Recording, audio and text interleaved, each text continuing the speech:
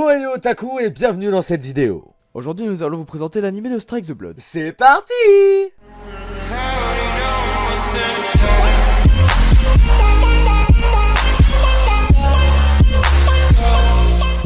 Mon cher robot, puis-je te poser une question? Vas-y, quelle est donc ta question?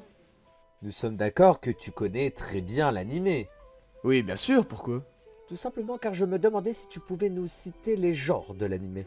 Bien entendu, il s'agit d'un school life, ecchi, action et parfois une petite pointe de comédie.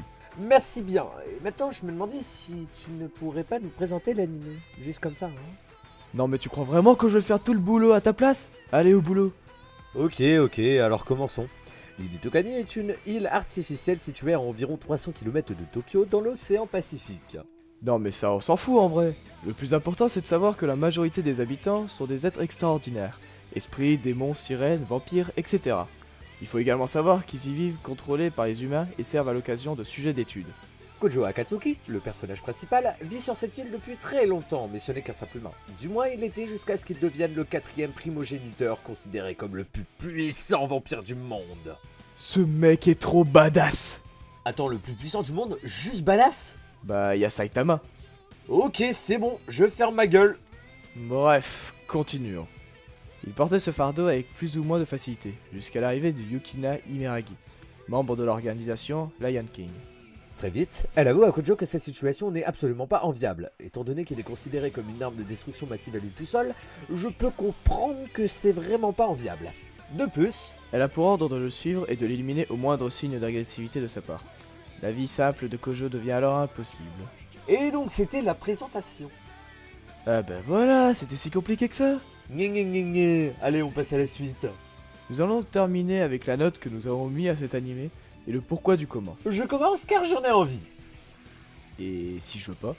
Bah si tu veux pas, bah je m'en fous parce que bah je le ferai quand même. Donc je lui ai mis un 8 sur 10 car j'ai beaucoup aimé regarder cet animé. Mais il manquait le petit plus pour moi, c'est-à-dire cet effet de contentitude. Oui, j'ai inventé un mot.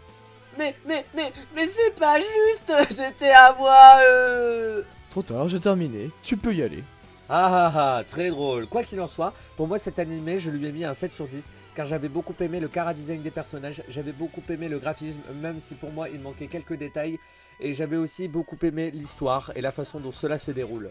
Pour moi, comme je l'ai dit précédemment, tout ce qui manquait c'était peut-être un petit peu de détails au niveau des dessins, qui manquait peut-être aussi un truc dans les combats et une suite. Voilà, mais pour moi il mérite très bien ce 7 sur 10, c'est un très bon animé que je vous reconseille de voir. Bon bah voilà, la vidéo touche à sa fin. Et c'est pour cela que si vous avez aimé cette vidéo, je vous invite à lâcher un magnifique pouce bleu. Un amendement pour ne pas louper les prochaines vidéos.